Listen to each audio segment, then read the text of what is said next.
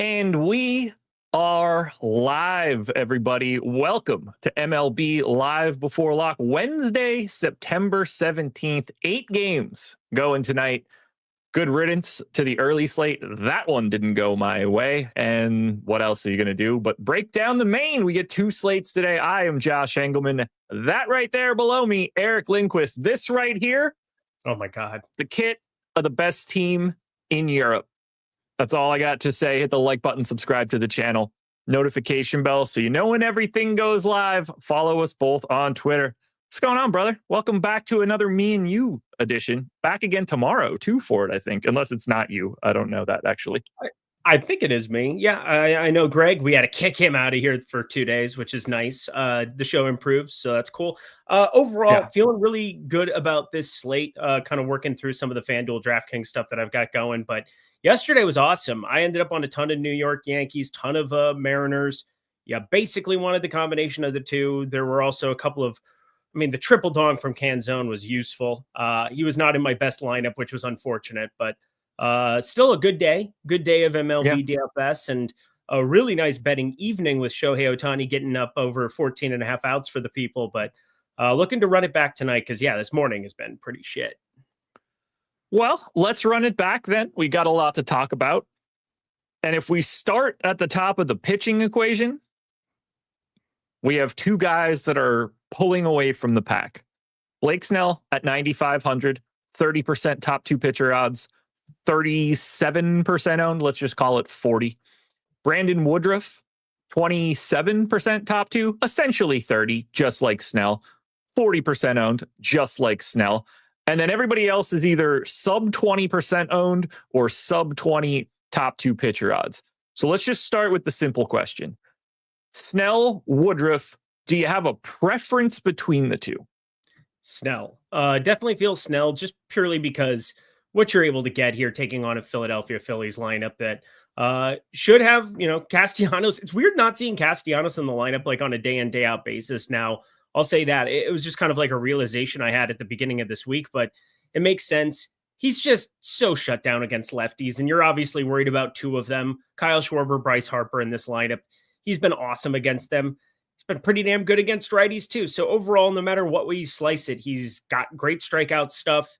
No real crazy splits, 31, 26% to both sides over on Add More Funds. So you're sharing it. That's helpful. So there you go. I was just kind of like breaking down the side of things, but overall, you pulled away already. I didn't even know you were going there, and I got it. No, I just kind of go over to we all have like our go-to stuff, the FanGraphs baseball page. We've got Baseball Savant where I've got like certain game log stuff that I find interesting. I go through the Velo reports. I put the little graphs together. It's really, really fun. I know you're a big rolling ex-Woba guy. Last 100, always a very nice little thing to be checking out on Baseball Savant. Always kind of been more keen to that since you started doing that on shows with me, 3 years ago? But overall, one of those things where I feel as though if you're just looking for predictability, if you're looking for like a base floor here, Matt Olson did go yard. I needed that. And yes, I should have bet it. Whatever. The whole point here is that Blake Snell feeling pretty darn good about his opportunity here. And then Brandon Woodruff, what is the reason that they would have to go let him rip? We've seen a couple of times that they just kind of put the brakes on guys, and the Dodgers do too, but 104 pitches last time out for Blake Snell. And then Brandon Woodruff, 89, 85. They just really do put the kitty gloves on him. He gets that matchup up against the Angels, but still weird. I just think at a cheaper tag, I just prefer getting to Blake Snell. Right now, Blake Snell in the betting markets from an outs perspective, 16.5 slight juice to the over. If we look at the Woodruff side of this one, 17.5 slight juice to the under. So in the similar vein, probably like a quarter of an out to Woodruff, but I don't think anything where they're basically the same number. I'm not splitting hairs between those guys when it comes to the outs prop. 7.5 Ks for Brandon Woodruff today. Blake Snell, 7.5 Ks. So these guys, at least on paper, look similar. They're owned similarly, but your lean is Snell over Woodruff right now. Yeah, just $200 less. And then you go to the FanDuel side of things. I mean, it gets really pronounced, and I'm not even really sure why. $700 difference on a one pitcher side. I do prefer getting to more Brandon Woodruff over there just because of what the chasm is. I mean, look at the ownership for it. Do you have the ownership there for FanDuel to show the people quick? Because this is the FanDuel side right now on the left. okay, I can make that it's bigger. wild. Look at this. 24-8 is just nuts to me. So as I'm building stuff out, I've kind of given a little bit of a boost to Woodruff. I'm okay getting to around the field here on Blake Snell, but I definitely end up more concentrated than most on FanDuel, especially this year. I haven't really found it all that necessary to try to take really deep shots. I did have some random like 5,500 or like 7,500 Otani yesterday FanDuel lineups that were just kind of like sneaking in at the top in the $3, and they ended up going nutties because they were all Yankees Mariners lineups, and the only path to do that together was playing something cheap. I don't really feel that way about any stack on today's slate. Like I think there's ways we can still get away from the Yankees, although there's definitely in a good spot. Taj Bradley has had some issues to say the very least this year, but like I don't feel the way for Seattle today, so we don't really have to get to their expensive side of things. Toronto and Tampa Bay in that AAA ballpark, really good quality starting pitchers there. Yeah, it's just one of those slates where I really prefer getting to Snell Woodruff over on FanDuel. So then we have, it doesn't just end with that Snell Woodruff combo that's getting the breakaway ownership on DraftKings. We have two more 9K pitchers that are it's very easy to compare them to Snell and Woodruff, at least salary wise. You've got Kevin Gausman at 9K, but he's almost half the top two pitcher odds of Blake Snell, similarly half the ownership. Jake DeGrom at 9,300 is a mirror image of Kevin Gausman today in terms of our data. And then you've got a 10K, the most expensive arm on today's slate, Nick Pivetta in New York, pulling minimal ownership and obviously not a great value. What do we do with the rest of this section? Because you get that obvious ownership discount for Pivetta. Picking between Gausman and DeGrom is sort of like picking between Snell and Woodruff. How do we hash out the rest of these guys that are in and around Snell and Woodruff, but less owned? Yeah, Kevin Gausman's the first guy right off the bat, purely because you get to go up against a Tampa Bay team that in its current construction with some of the lefties that are out there, it's looking pretty good. You also look at his velocity graph over on his pitch velocity graph over on FanGraphs. Scaling up, we're looking good. Kevin Gausman, there's a reason that he's had some really nice results here lately. If you look at it, it's on a nice little incline here on the old pitch velocity graph. It truly is starting to come back to him a little bit here. He had a dip, a little lull back in like July it was. And now you start to ramp it up a little bit more. It's been much, much better. I mean, even just open it up to like the entire season. I mean, he had some time where things had like really soured on him. Now the velo's coming back. Now we're starting to see the splitter do what it really is supposed to do and break off of the fastball and go completely nutties. I really like what he's started to do. I mean, it's just a different version of Kevin Gausman right now than what we've had recently. And I feel as though he's the guy I feel more comfortable clicking on between the two. But Jacob deGrom gets to face a ton of righties because you have no Yordan Alvarez there in that Houston lineup. I don't want to completely poo-poo the idea of him by any means, but I do prefer the Kevin Gausman side, and that's kind of the direction my lineups are going right now in the Sims. Do you have any preference to the 10K Nick Pivetta side against this steaming pile of shit New York Mets team? Why are the New York Mets hitting well at home and then just doing absolutely nothing when they were in Philly or anywhere else? I mean, this is not, I'm not going to say, put the conspiracy hat on and say that they're doing, signals up the jerseys, Houston style or anything, but it's starting to get a little annoying.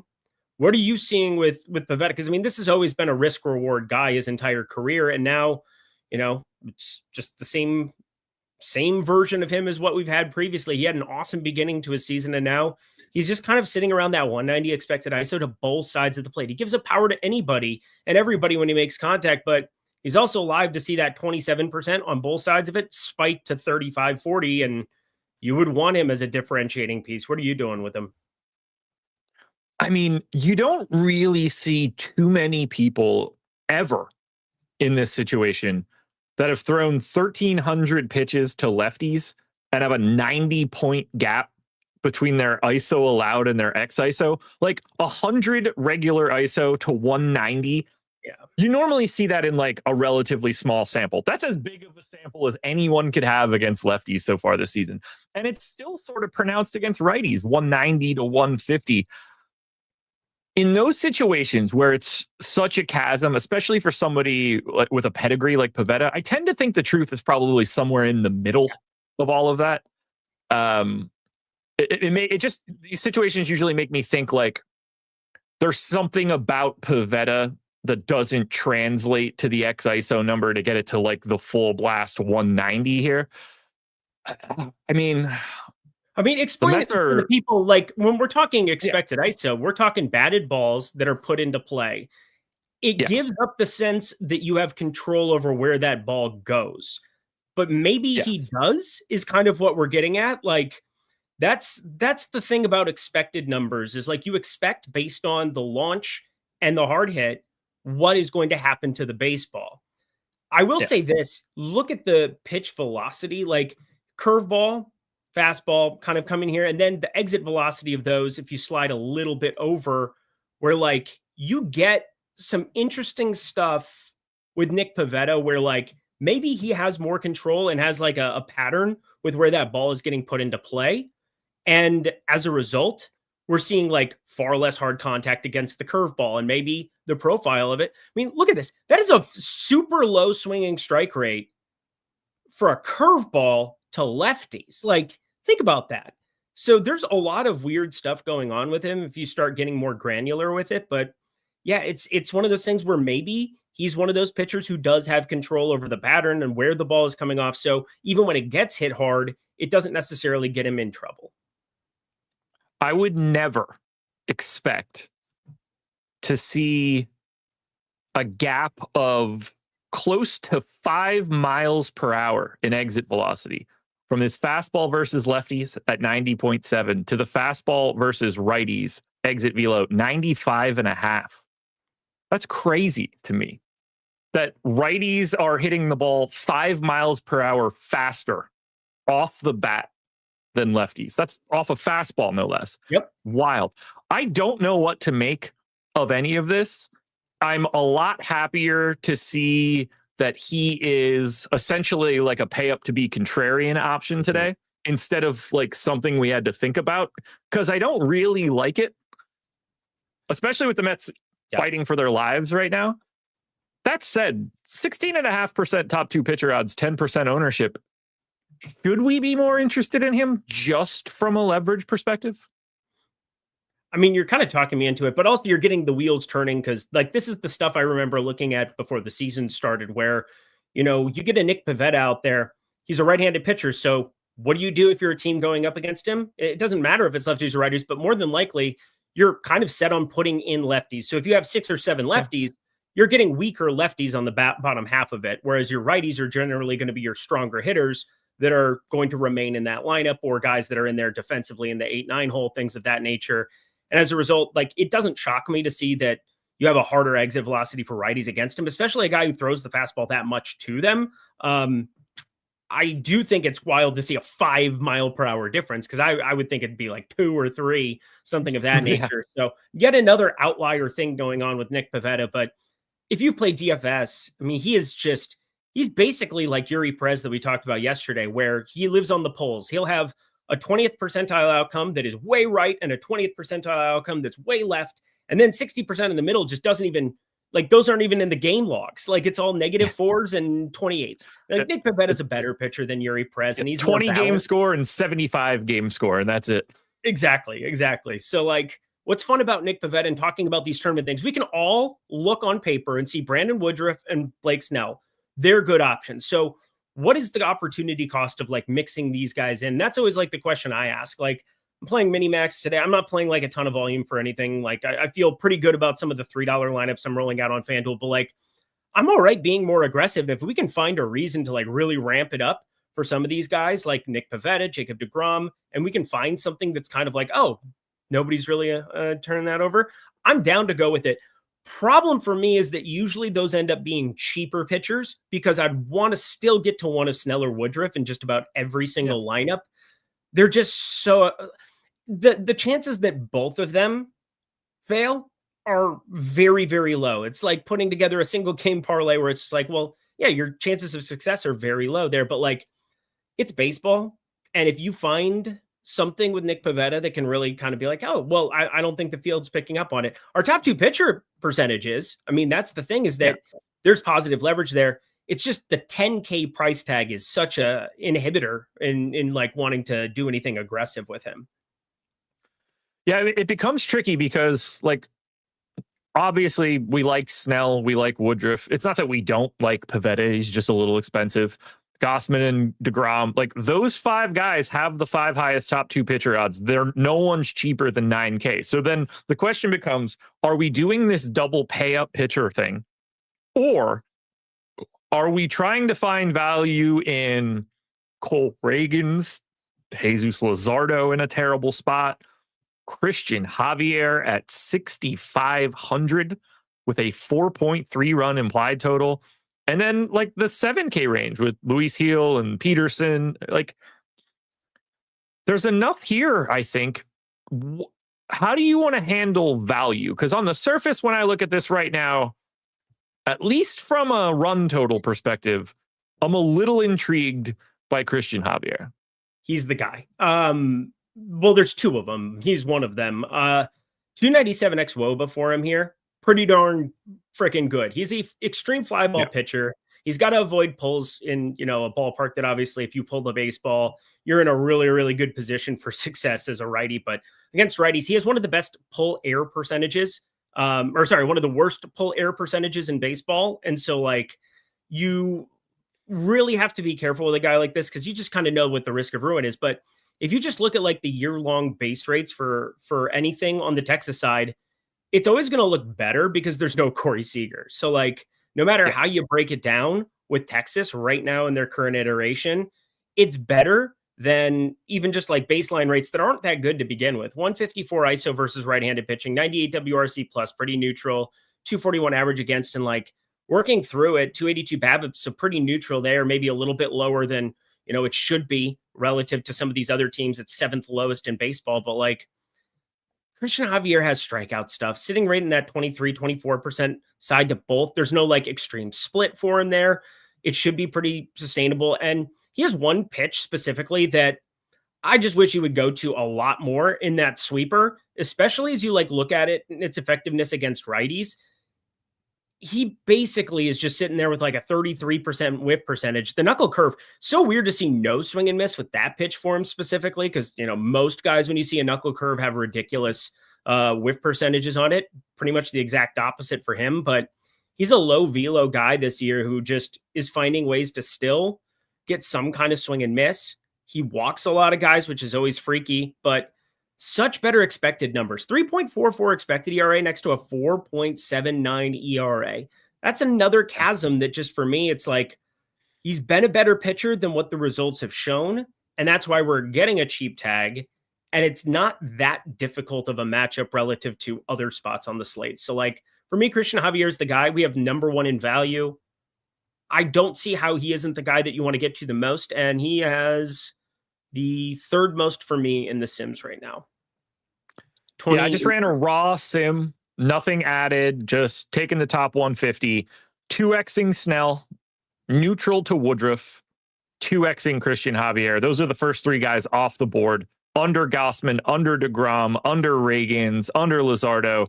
It's just a massive stand to Snell, which I don't necessarily need Snell to break free here. I'm very happy to have Snell and Woodruff be like pretty similar in exposure. So I want to walk that back just a little bit to see. Yeah, that barely did anything. I wanted to see who would bump, whether it's probably Kevin Gausman, just considering he's fourth here. But other than Christian Javier, the next cheap guy we have is 5% of Luis Heel. What the Sims are spitting out to me right now as a base is the double pitcher pay up. Yep. I don't think that's crazy. There's not a ton down here that's like appealing. Oh, there's one guy. Let's get into Ryan Weathers, can we? Can we get into Ryan Weathers? Dude, I'm not confident that I would have said his name until I got to only McCade Brown left. So yes. So we're not going to play McCade Brown. I actually bet his over 1.5 walks. It's a joke that that's the actual line that we're getting. I wanted to see the Miami lineup before I added more to it, but Ryan Weathers is flat out good and got, dinged up at the very beginning. So we have like very little sample size on him this year, but you go back to last year, 25.3% K rate against lefties, 21% K rate against righties. It's basically going to be in line around that 21 to 23% number you're looking at.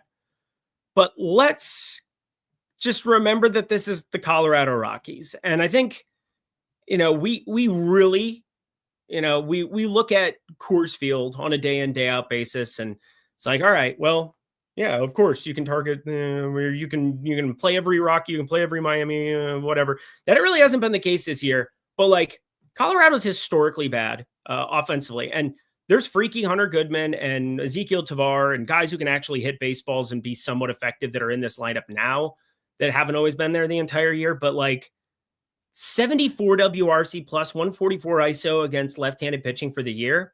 And I think Ryan Weathers is legitimately good. The main reason he's 6,200 is because he's not expected to pitch very long into this game. They capped him at 5 innings last time out. He had a no-hitter going. 10 ground balls. He got capped at 5 innings, got the Shohei Ohtani to the pitch count treatment. 68 pitches for Ohtani yesterday, 68 for Weathers on the 11th last time he was out there, but had a pretty abbreviated stint on the IL, was out for 3 months, came back, 68 pitches. We turned that into 75, 76. The main appeal of it is that he can walk into 6, 7, 8 strikeouts out of the middle of nowhere. He's got a 4.5K prop. He's got an outs prop that's below the 15 number as you would expect, but like, overall, this is as good of a spot as we've had every single year. Whenever somebody's going up against the Colorado Rockies, they're not pulling ownership. And it's like, oh shit, this guy just threw 9 strikeouts in 70 pitches. And that's literally what I think you could look at for Ryan Weathers and just say, yeah, this is where we're landing on it. So yeah, Colorado, definitely going to be a pass for me. They're going Active to be roster for Colorado against lefties right now, 96 WRC. Been better. I said they've been better overall. Like, I'm not going to deny that in any way, shape, or form. But 9th in K rate, 5th lowest walk rate. So they are still striking out. They're not taking any free passes. 166 ISO is going to be 9th right now against lefties. There's a chasm between the top 8 after that. Then they're just kind of in this same mix. Wow. The Angels have only stolen 1 base against lefties this year. I mean, they have nobody who can run, period, outside of Joe Adell. Like Joe Adell, only 2 teams have less than 10. Pittsburgh has 8. Everybody else has at least 10. The Angels have 1. I want to go find out when that was. But either way, I don't think you're nuts for this weather state. Because at 6,200, you need very little, ultimately. Tough park. Yeah, I heard that. I heard it matters. My main thing is it's like, look down in this range. I'm not going to...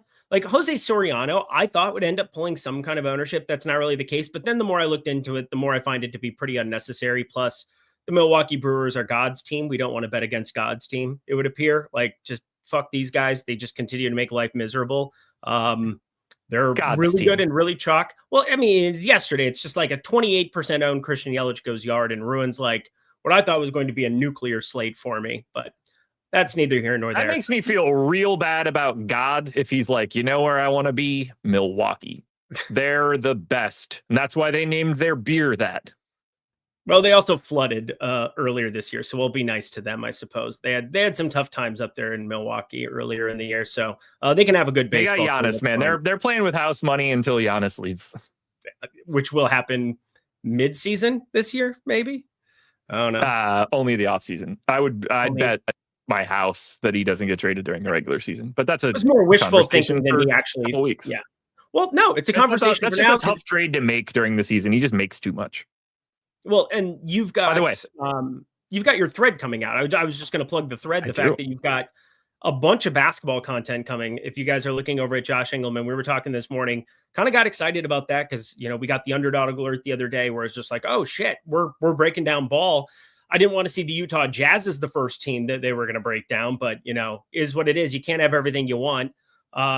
Overall though, I'm very much excited for yours because for those that don't know, the number of stuff I've just stolen from Josh over the years, as far as like how I go about projecting guys and how I go about like simulating out stuff. I usually just pick his brain and then he throws something that's way over my head, and it'll be way over your head at times, but it's going to be very easy to consume the way he does it. So check it out, coming up very, very soon. Yeah, let's fucking go. That's right, Jay. It's time. It's time for NBA. Team previews starting Sunday, one a day for 30 days leading up to the first day of the regular season. It's going to be fun. So keep your eyes peeled Sunday. I know everybody wants to spend their weekend reading about the Brooklyn Nets because I'm starting from the ass end and working my way towards talent. It's fun. It's a fun way to look at it. I gave Ryan Weathers a 10% ROI boost and still don't have him. I know. You have to do a lot. You have to do a lot. It's just one of those plays though that it I don't want to say that it goes above and beyond like just projection. Like this Colorado team, we've seen it all year long. If you had just played pitchers against Colorado every year, regardless of the name, like you just took the name out of it and said this pitcher is this price and he's facing the Rockies, I guarantee you've had a more successful MLB DFS season than other people have, because it's just a spot that defies logic. So I've been staring at that one. I had to force him to get into, any kind of lineups for me, but he's about the only guy on the cheap, like sub 7K, that I'm remotely interested in that isn't named Christian Javier, who rightfully is pulling the most ownership. I strongly prefer Javier. So does the Sims for what it's worth. But in the interest of getting a little bit different, I think Ryan Weathers is in play. Okay. Very simple question. Why is Ryan Weathers better than Bryce Miller? Couple of things. One, there's there's more immediate rain risk, I think, that exists right there. Number two, Bryce Miller, whatever you just saw was a mirage because, I think he faced the Angels. Everybody faced the Angels on that Mariners team and just shot their K rate up like a couple percentage points. I just don't find the strikeout stuff to be remotely appealing.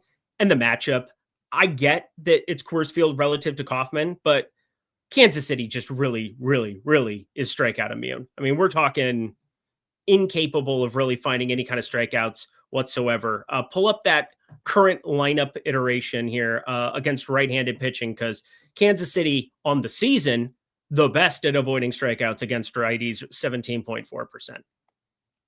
Yeah, that part's not as great. Obviously, not an illustrious 16 strikeout matchup here. Hi, hello. I do the park is appealing to me. 3.5 strikeout prop is showing exactly what you're talking about right now. Just the matchup is awful. That's a number that's lower than Ryan Weathers. However, I am at least a little interested in the 16.5 outs prop that he's sitting on. And look, I mean, it's a problem. It's a big problem against lefties. I mean, every pitch he throws gets hit to the fucking moon, apparently. Every one of these. Take off 2024. I didn't even realize I had it on there. Yeah, I mean, either way, that's awful, awful, awful. Hopefully he throws a boatload of knuckle curves, keep that joint in the park. Yeah, park certainly didn't help yesterday. I think I'm a little bit more intrigued with Bryce Miller than I am Ryan Weathers. I do think those are the two guys I want to pay down with, though, for sure. Interesting. Yeah, I mean, for me, Bryce Miller, it's truly what you said. It's like you're hoping he goes 6 innings, gives you 5 strikeouts in like the outlier territory to some extent, and you move along with your day. Like, that's fine. I think the chances that we get 7 or 8 strikeouts between him and Weathers goes strongly in the Weathers category purely because of matchup, and I know 4.5 plus money on his side of things. This is maybe just a slight disagreement as I'm like looking through some of my strikeout stuff that I've got. Where did Ryan go? So I have his range of distribution. 0.17% of the time, he's going to go for 4. 0.20% of the time. So I'm just kind of just looking through this. 0.16 I've got at 6, 0.13 I've got for 7, 0.08 I've got for 8. So there's like very little possibility of him getting to 9 or 10. Bryce Miller, just because of how many batters he would face, potentially, I guess you could like say there's some push and pull there, but I'm just so consolidated around Bryce Miller's 2, 3, 4. Like the number of times he's going to pitch 2, 3, or 4 strikeouts in this game is just exponentially higher. And so that's just kind of how I've worked through things the last year or two, just from a betting perspective. And it's kind of leaked into my DFS stuff where it's like, all right, the 20% chance that I get 8 strikeouts from, or 7+ strikeouts from, one guy relative to 80% of the time this other guy's going for 2 to 4 strikeouts for Bryce Miller, I will just hit eject on that and I'll go to the other guy. But there's something to be said about pitching deeper into the game as well and just having the opportunity to face more batters, get to 90+ pitches, which is definitely not in Weather's category. Ryan Weathers, 6+ strikeouts, alt line, plus 230. Yep. Bryce Miller, 6+ strikeouts, 160 plus 410. Or 410, other direction. Yeah. He doesn't have a 7+, whereas Weathers does. So there's definitely more electricity in that arm. Let's hit this super chat quickly. Friend of the program, Coley Poston. It's a very difficult question to answer. Ragans and Grisham or Weathers and Judge? Cole Ragans is such an interesting guy on this slate just because, like, I think his ownership's going to be higher. You want to talk about K props, man. You want to talk about what the market's doing with him. They are running away with a little bit more. I mean, I've been looking at his unders all day, 5.5, choosed a little bit towards the over, actually more so towards the over now. Man, Cole Ragans is taking steam right now. And I mean, there's so many other things, like what else is in that lineup. We're obviously not talking cash, because if you're not playing the 2 biggies in cash, if you're not playing the guys with 7.5K props today, you're just kind of doing it wrong. So make sure you're playing those 2 in cash. But for tournaments, I prefer the Weathers Judge side. I'm curious where you land on it. I'm surprised to see Ragans now minus 140 over 5.5 strikeouts. It's wild. I mean, so much of this depends.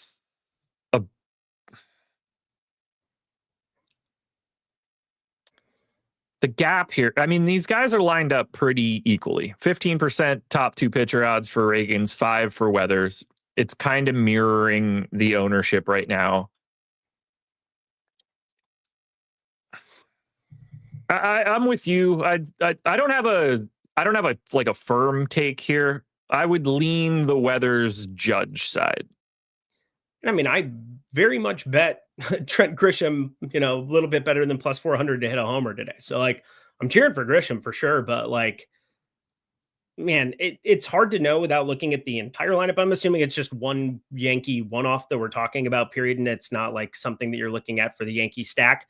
I would really want Judge in that Yankee stack. But, yeah, I'm going to go the Weathers Judge side regardless. I'm going to do one quick thing here. Okay. Do you want to show it? Do you want to do single lineup sim or something? No. I had to build it out quickly. Opposite screen. Hell yeah. Look at that. that. Compare tool does exist. You can pop this in anytime you want. 53.5% lean to Ragans and Grisham.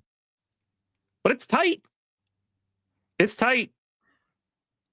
I mean, that's how I feel about it. It's a coin flip situation here for me. They're both limited pitchers for what it's worth too. I mean, we're not expecting either of these guys to pitch very deep. This is Cole Ragans' first outing since fucking what? Where is it? Yeah, it's been a minute. June 5th. It's been a minute. What? And he is taking money on this over. This 5.5 is just continuing to go up. I'm not on board with it the way that it's moving, but I mean, it has definitely been moving here. I'm pulling up the stuff over on OddsShopper here as well for the 5.5 strikeouts, because I've just kind of been looking at it and curious what other people were going to do with him today. I think there's got to be some type of workload concerns. He had just 56 pitches in his last rehab start. So like, he's such an interesting guy because like maybe they just say, yeah, we want to see Cole Reagan 75, 80 for whatever reason. I doubt it though. I have him at 65 pitches today. And is that enough to hit 6 here against Seattle? Sure. Pretty strikeout prone team, also a home run prone team, but I don't have a ton of interest in DFS for him today. Do you have anything else you want to talk about for pitching, or do you want to move this discussion over to stacks? Why does Luis Heel strike out nobody anymore? Why? I don't know. Why is Jadakiss as hard as it gets? Why did Bush knock down the towers? Oh my God. It's another line from the same song, people. Shout out Jadakiss. I didn't know that song, but obviously that's a really ridiculous thing to say out loud right now. Yep. No notes. We don't need to go into Luis Heel. I'm not going to play him today. Just wanted to throw out that Luis Heel's generally somebody that I would want to take shots on in tournaments, but boy, oh boy, is he not showing up. Well, you know who's showing up on the stack side? The team with the stack score twice as high as any other team. That would be the Miami Marlins taking on McCade Brown, which sounds like a law firm. 21% top stack odds, 16% ownership. Oh, by the way, the most telling piece of all of this, not only is Miami the runaway favorite for top stack, they are the best value stack as well. What do we do with this? I have no clue. I'm finishing up my last sim run here now as well. Wanted to make a couple of tweaks just based on stuff that we were talking about and give it one more run. I gave a little bit of a bump to Weathers here, and we'll see kind of what ends up happening there. But I have been pretty, I would say the sims have been pretty Coors Field immune the last couple slates. That's not the case today. I find it hard to look at this Miami team against McCade Brown. Brought it up a second ago. I think one of my favorite bets I've seen in a long time is over 1.5 walks for McCade Brown. He has like a 10% walk rate at AA. He didn't even pitch a AAA. He's in the MILB and doing a bunch of other different shit. He's sitting there. I think it was 11% at Oopsie. Oopsie was kind of putting him around that 11% number for the rest of the year. So like, that's one I've tried to like take note of here and there, but like Zip Steamer is sitting just below the 10% number. And the current Miami lineup that we're going to get for today, I mean, everybody's cheap. For DFS purposes, I just don't see a planet where you don't mix a lot of them into your lineups in whatever capacity you want. You can kind of like set it, forget it in the Sims tool as far as just like, you know, really let them do the sorting of it, because you get a first base outfield Johnston, you get a third base outfield Sonoya at the bottom of this lineup to kind of give you some salary relief. Otto Lopez at shortstop is 4,400. 3,200 for Connor Norby, who I think is actually in the best spot of everybody taking on Brown in this spot. Even though I bet Johnson just because the price was so good there. Hicks, he's been awful, but it's Coors Field. He's batting third. He's got catcher first base. There's so many guys with multi-positional eligibility that you can move around. Not a single batter above 5K, and you're taking on an absolute gas can. There's no reason that you should be just fading this other than saying, hey, this is MLB DFS and people fail all the time. But like, you play this slate 100 times. I just don't see a planet where you don't want to have a lot of Miami exposure. Graham Pauley, cheapest guy on Miami at 2,900, 19% chance of a home run, the second highest rate of anybody on Miami behind Agustin Ramirez. Like, that's a cheap way to try to buy a home run if you're taking this stack as well. And the ownership for this size slate, like, it's not that crazy if these guys are coming in 10 to 15% owned. No, I mean, it's just truly, this is probably the easiest cash day I've ever seen. Like, yeah, probably the easiest cash game day that I've ever seen in my entire life. You have all the salary in the world to take the double pay-ups and the 5 best Miami guys, and you're still going to get something good. So this kind of just gets into like MLB DFS and us talking about stuff and whatever else. I have 6% Weathers, and I did everything I could to get any. And I got 12% Christian Javier in my last round, which is less than half of what I just had a second ago. So I need to get a little bit more of him just to get to some of like the Judges of the world, the Otanis of the world that I still will play against Luzardo, but like, boy, is this a wild slate where you just don't need a cheap pitcher. So like we spent time trying to find other options, but like the solution is mainly play the expensive dudes. I just took the zero randomness optimal out of the single lineup sim. Snell, Woodruff, 5-man Marlin stack, and I didn't have to do anything to get it. Ramirez, Troy Johnson, Pauly, Lopez, Marcy. You still get a 3-hole Jock Peterson, Brenton Doyle as a Coors bat. Sign me up. Ernie Clement slotting in the second base spot. Cool. Easy. That's just the straight out.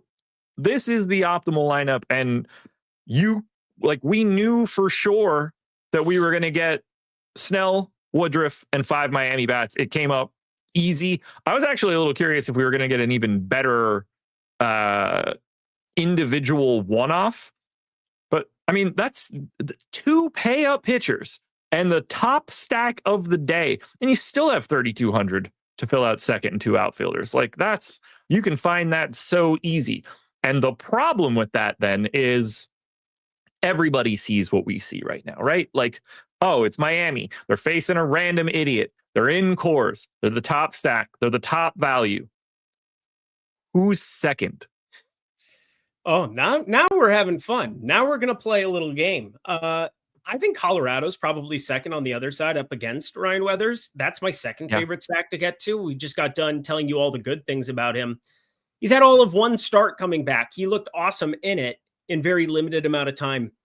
You get to the bullpen of Colorado or you get to the bullpen of Miami, either one of these, probably not a good situation for any team involved. And we have good hitters. I mean, Hunter Goodman is a good hitter. Ezequiel Tovar hasn't been around a lot this season, but a good hitter. Brenton Doyle can run, do a couple of different good things. Jordan Beck, same kind of deal. I think you get a lot of just mispriced guys for Coors Field. We have 1 batter 5K there. Everybody else sub 4,100. So yesterday, I did really just kind of go against some stuff where it's just like, I just have to get to the Yankees. If people are going to not embrace the Yankees coming off of a 0 spot, and their ownership was way lower than projected for what it's worth. Like Judge was sub 16 or 18%, I think, in the $3 on FanDuel yesterday and stuff like that, where it's like, all right, I just jammed it and felt good about what I had after the fact. This is one where I just really think you look at Coors and it's so cheap and it's so ridiculous that this is actually the slate that we're given, but you play the slate you're given. And I think it's very Coors centric for me today. Colorado Rockies, one of 4 teams with a double-digit top value score behind Miami, obviously. The Angels, which, not a fun spot to run into. And then Texas against Christian Javier, which I do think is a bit of an interesting team just because he's snagging a little bit of ownership, but I don't necessarily like that spot for, obvious reasons. They don't look that good. 4.3 run team total here today. 5.5% top stack odds aren't grading out well. They're getting some ownership largely because they're cheap. Yep. It's just mispriced. If we had these guys appropriately priced, we would have a different kind of slate to discuss with it. I think you probably lean into it more. And I've been very beating the drum the last couple of weeks. It feels like whenever we've had a Coors slate, it's just been Sims aren't getting me there. I really can't do it. And it really hasn't burned me yet. I feel like today you'd be doing yourself an injustice not to at least let the Sims tool do its thing here with that spot. And Colorado, again, they are a distant second to Miami for what it's worth. I want that to be known as well. We're talking about them being the second favorite, but like I have 14% of them. So like it goes way off a cliff after Miami, then a little Colorado, and then a smattering of different teams that we'll get to. The next team that I think we need to talk about is the team that is even in the ballpark of getting to Miami in that top stack odds. Miami's sitting at 21%. New York is 30 or 13.5. Everybody else is single digits. Everybody else is half the Yankees, no less. But the Yankees are the opposite of Miami. They are not free. 4.7% top value. They do have the second highest stack score, but you got to pay for these guys. And if you're paying for these guys, it means you're probably not paying up for 2 of the 9K plus pitchers. I mean, I don't think anybody out there is like really excited to build Yankee stacks without a $6,600 Aaron Judge. Be shocked if you're not getting a $5,600 Jazz Chisholm here. Ben Rice is sitting there as a great catcher option at 4,300 if you want to try to buy a free homer. Bellinger's there. We already talked about Trent Grisham a little bit in this scenario. How do we get to the Yankees, or do we not want to get to the Yankees? I mean, I'm getting to like, I just grouped it over on my side by individual Yankee bats. Ben Rice, first base catcher, getting to like right around 9% of him. It's a ways down. Shit, where did he? I might not even be getting to like Judge whatsoever. 6% Aaron Judge. I mean, this is just wild that I really can't get there with as much of what I got of Blake Snell, 78%, 48% Brandon Woodruff. Now I got to the 22% Christian Javier, and then just 14, 11, 11, 11, 8, like just getting to so many different pitchers here. Taj Bradley is going to pitch deep enough into this one. He's had blow up potential. I'm not going to say that he doesn't, but the thing that freaks me out isn't necessarily Taj Bradley. It's what happens in the 6th inning, 7th inning once Taj Bradley leaves the game.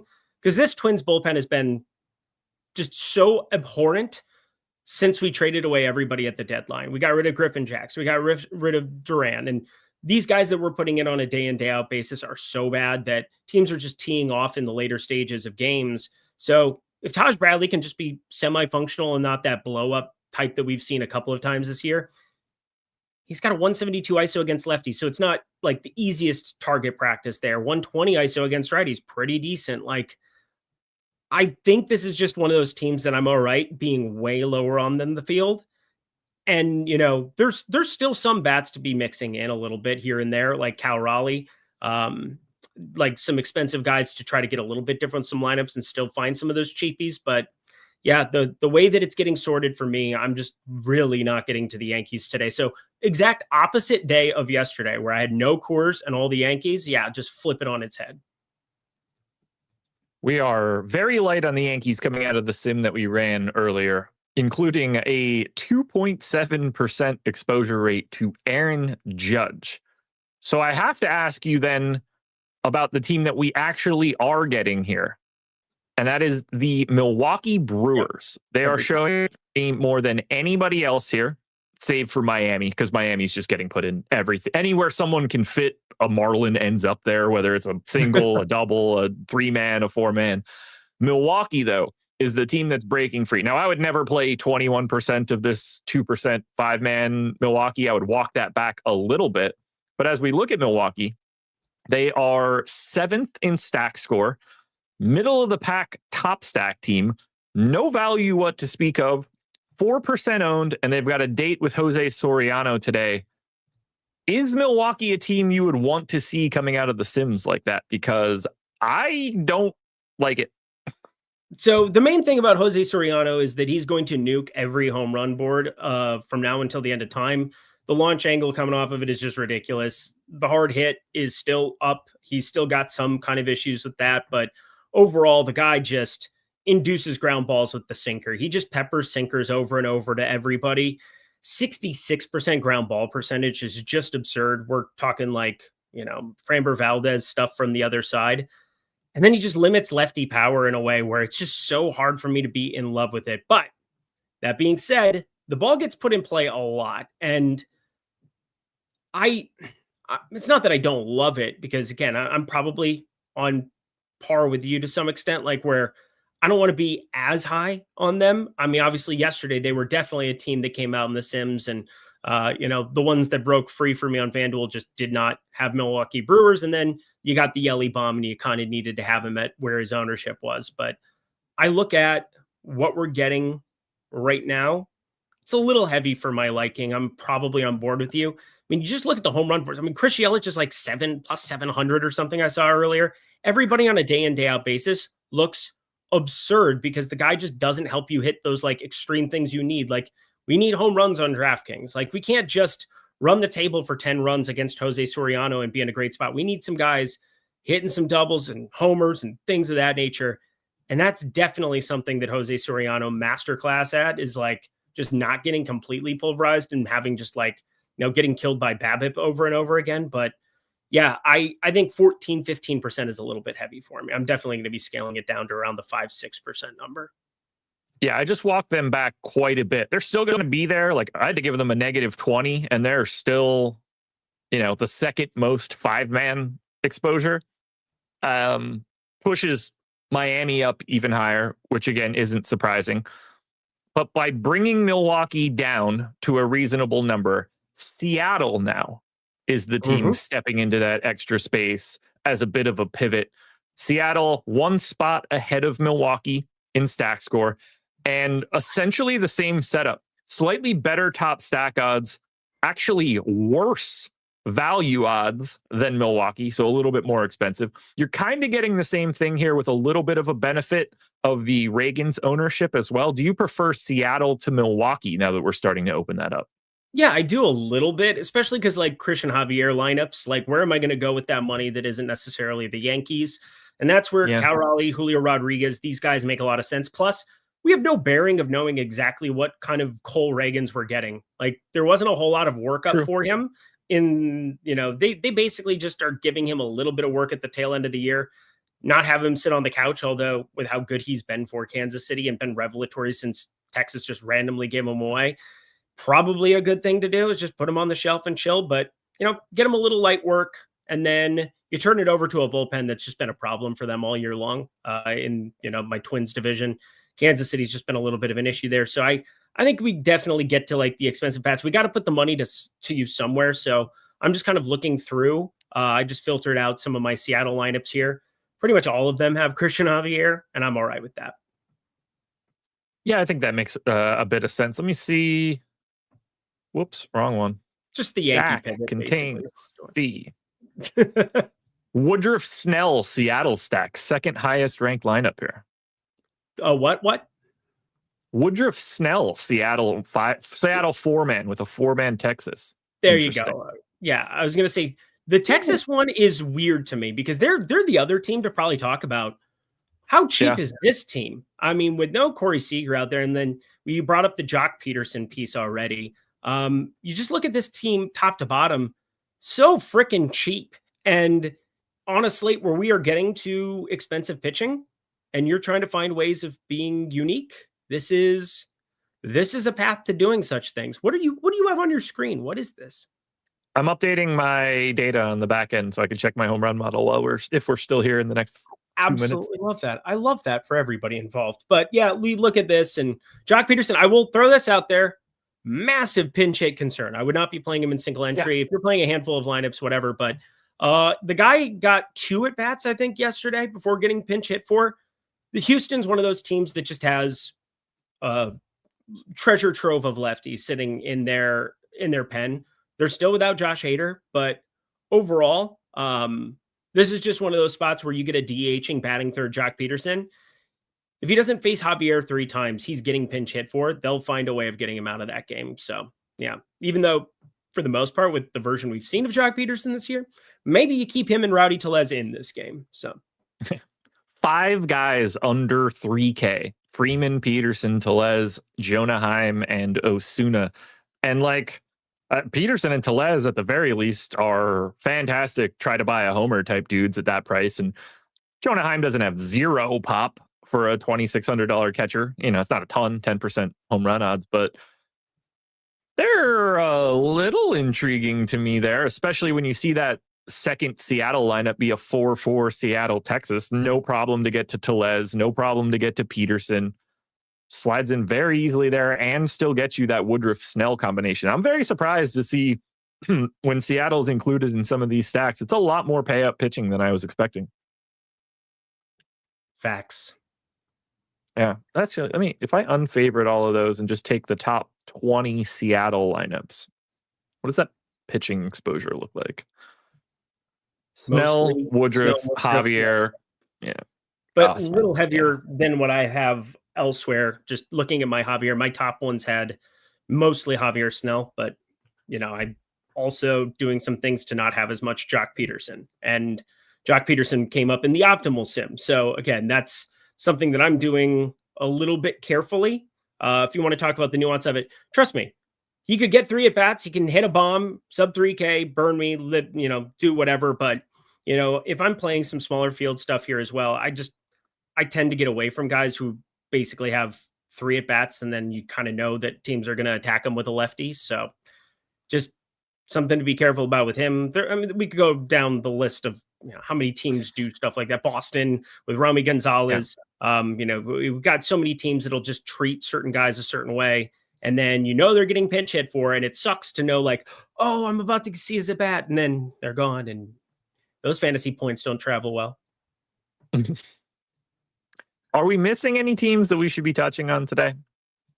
I don't really feel like we are. I don't think so. I mean, there's no doubt that Texas also gives you that leverage if Christian Javier ends up being pretty popular. Like, he's the cheapie that I think we all gravitate towards. And that's the other appealing part of getting to Texas is like, obviously you're not going to play Christian Javier in those lineups with the Texas side of things. I mean, I was basically Christian Javier with the Seattle lineups that we were talking about a little bit earlier. But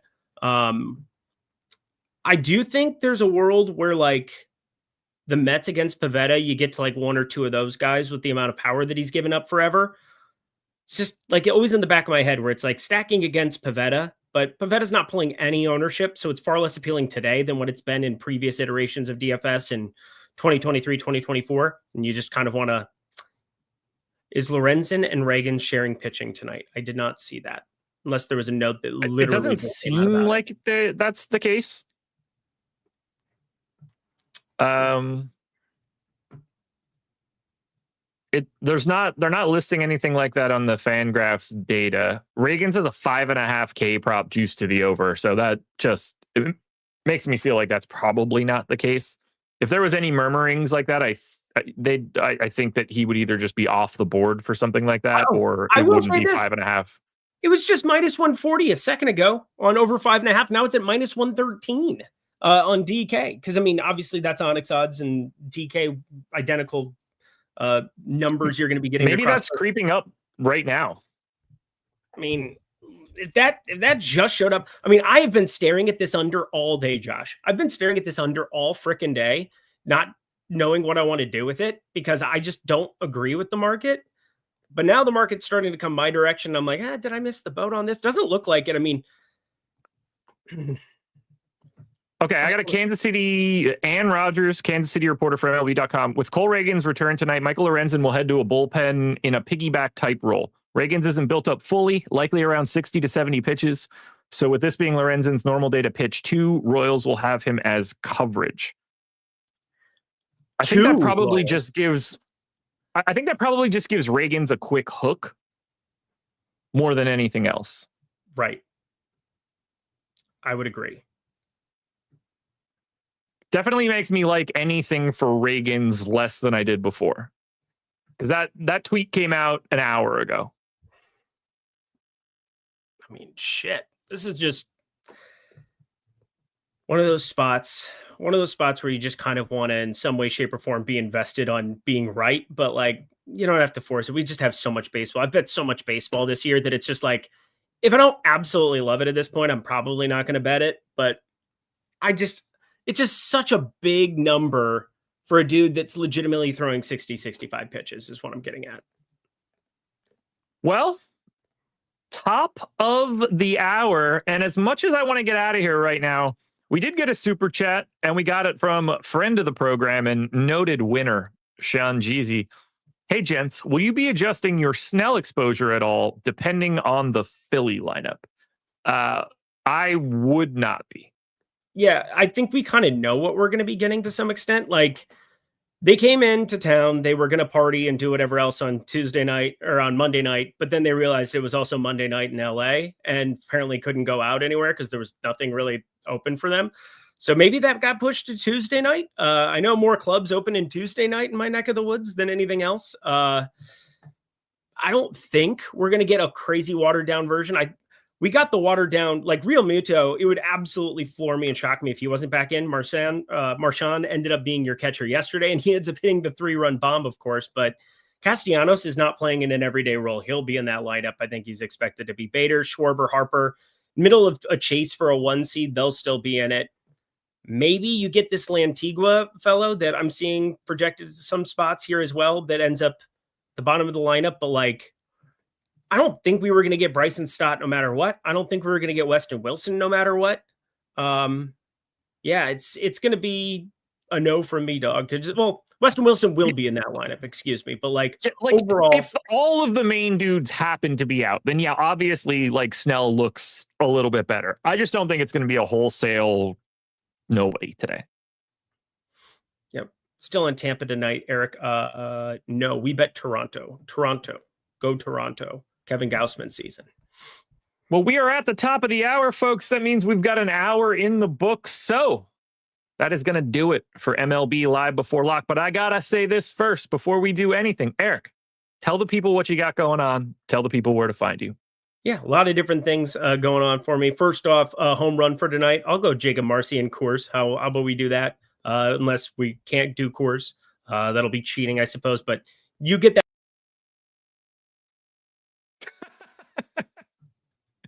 My bad, dude. Hold on.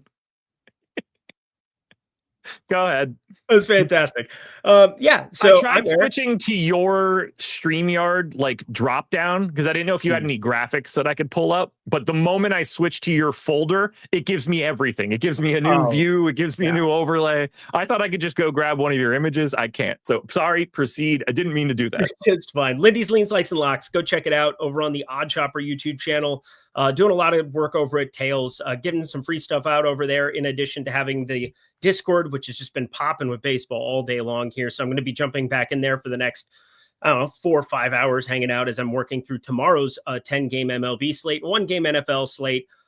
Everybody bet Bills minus 11.5. Going to be good times. We'll be able to celebrate that together. But just good to have Josh over in the MLB streets again with us today. So hit that like button for him on the way out and check out his NBA stuff coming out here very, very shortly. It's time. It's time for NBA. All righty, folks. Enjoy your night. Good luck. Have some fun. We will be back doing this again for Live Before Lock tomorrow. Plus, you get me for the strategy show. Go follow Eric on everything. We'll talk to you later.